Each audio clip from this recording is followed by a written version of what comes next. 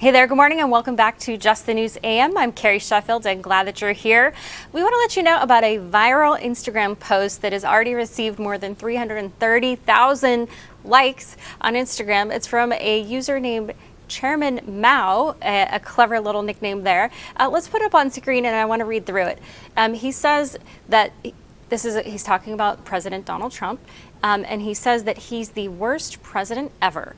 Unemployment historic, economic deals, tax cuts and peace deals, no wars, historic rising income and cheaper meds for middle-class families, and closing off the country amidst COVID and getting equipment while his critiques were saying he's racist.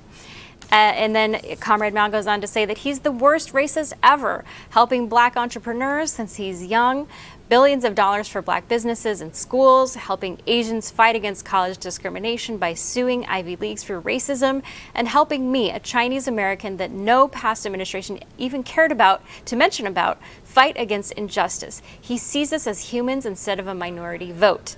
He goes on to say he's the worst role model. He taught us how to not be tight and be yourself, straight up, to love your life and job and stop trying to act like you're morally superior by screaming equality, by advocating for others to pay more taxes and asking others to follow your moral expectations.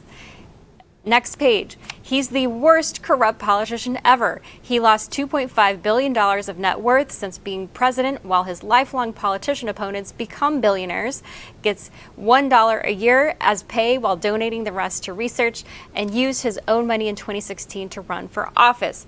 He's the worst brainwasher ever. He has Twitter and whitehouse.gov, while his opponents control virtually all of Hollywood, media, culture, academia, and politics, while he gets bombarded with literally anything he does.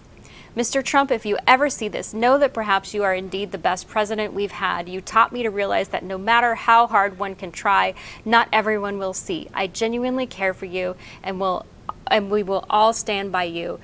You changed me and millions of young people, taught us how to be confident and outspoken and real, and showed me personally what it means to be yourself. When I was a radical high schooler, and it's not just because we support your politics, but we support you as a real human being, just trying to do your part in a system filled with corruption, bureaucracy, and unfairness. We're proud of you, and I'm not shy to say this. We love you, Mr. Trump. We stand by you in the toughest time. Now, the author of that post is Mr. Austin Tong, and he joins us here on Just the News AM. Good morning, Austin. Hi, Carrie. Pleasure to be with you. So this post went viral. How did you first come to support the president? Were you before this? Did you consider yourself a liberal? You're up there in New York. Well, I was definitely a liberal and a lot of liberal. And, in high school, even though as a liberal, I supported him because he's funny and he's real and he's handsome and then he works hard and he's very successful. So I really like that. And I have to say, I posted that because I really feel he changed me, and not just politically, but also as a person, in terms of my mentality, how I work, how I study. So that's how I became to like him. I liked him from the moment he went down the escalator. And you're from China? You said you're a Chinese American student? Yeah, I immigrated from China when I was 6. So interesting. And Trump is very critical of China. What is your take? Do you agree with the things he says about China?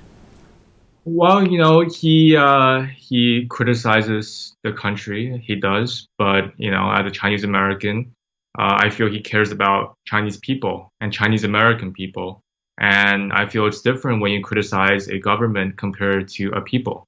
I think he cares.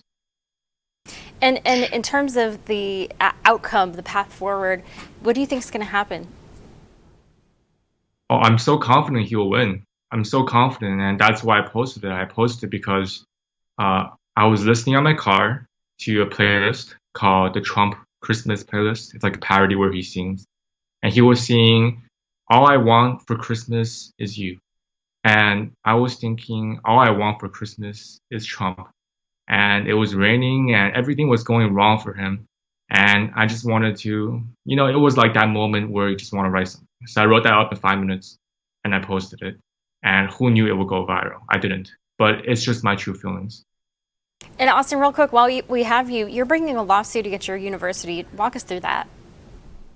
Yeah, so I posted myself in my backyard with my legally owned and proudly owned gun, AR-15.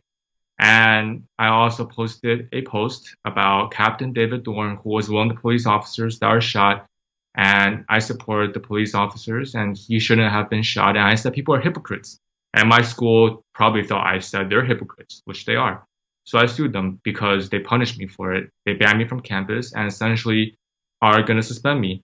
And what happened is the judge from New York, what do you expect, dismissed my case. And we have so much evidence that I did the right thing. They said that I committed a hate crime and I was threatening people because I have a gun and that I said they're hypocrites. But we're appealing that decision. And when I mentioned that in my post, I said I'm the Chinese American, which Trump helped, and he did.